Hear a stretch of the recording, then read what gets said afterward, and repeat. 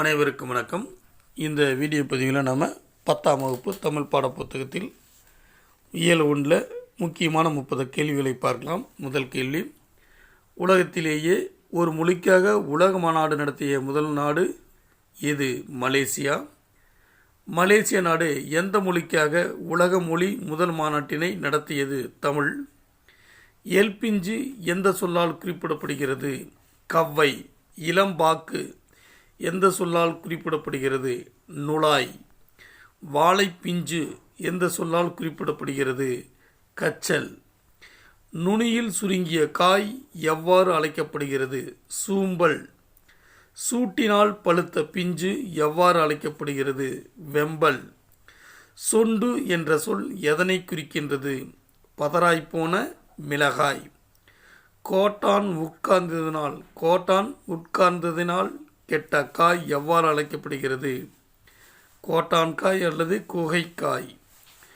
புளி, காஞ்சிரை முதலியவற்றின் வித்து எவ்வாறு அழைக்கப்படுகிறது? கால். நெல், கத்திரி இவற்றின் இளநிலை எவ்வாறு குறிப்பிடப்படுகிறது? நாற்று. விழாவின் இளநிலை எவ்வாறு குறிப்பிடப்படுகிறது? குட்டி.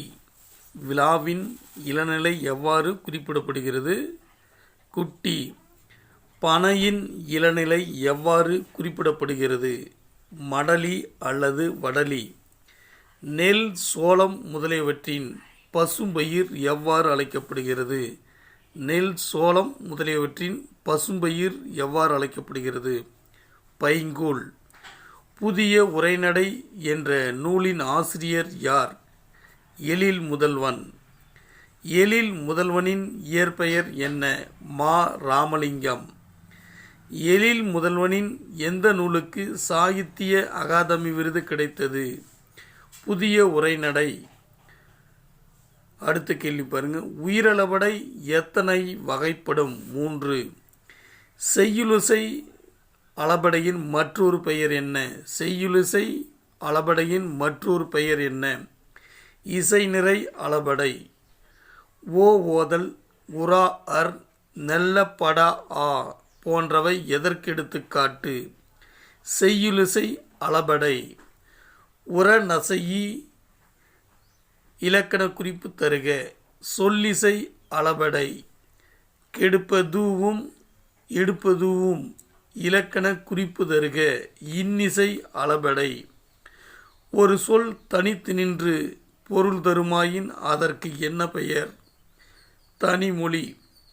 ஒரு சொல் தனித்து நின்று ஒரு பொருளையும் அச்சொல்லே பிரிந்து வேறொரு பொருளையும் தந்து தனிமொழிக்கும் தொடர்மொழிக்கும் பொதுவாய் அமைவது எவ்வாறு அழைக்கப்படுகிறது? பொதுமொழி. எடுத்துக்காட்டு வேங்கை. வேங்கை என்பது மரத்தை குறிக்கிறது. அதுவே வேம் கூட்டல் கை என பிரிந்து வேகின்ற கை என பொருளையும் தருகிறது. எனவே வேங்கை என்பது பொதுமொழிக்கு ஒரு எடுத்துக்காட்டு. 2 அல்லது அதற்கு மேற்பட்ட தனிமொழிகள் தொடர்ந்து வந்து பொருள் தருமாயின் அதற்கு பெயர் என்ன? தொடர்மொழி. எடுத்துக்காட்டு கண்ணன் வந்தான். அடுத்த கேள்வி பாருங்க.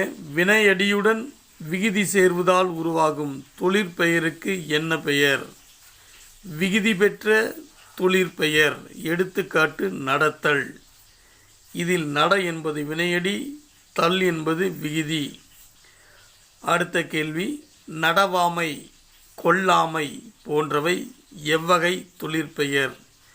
எதிர்மறை தொழிற்பெயர். அடுத்து, விகுதி பெறாமல் வினைப்பகுதியே தொழிற்பெயராதல் எவ்வாறு அழைக்கப்படுகிறது? விகுதி பெறாமல் வினைப்பகுதியே தொழிற்பெயராதல் எவ்வாறு அழைக்கப்படுகிறது?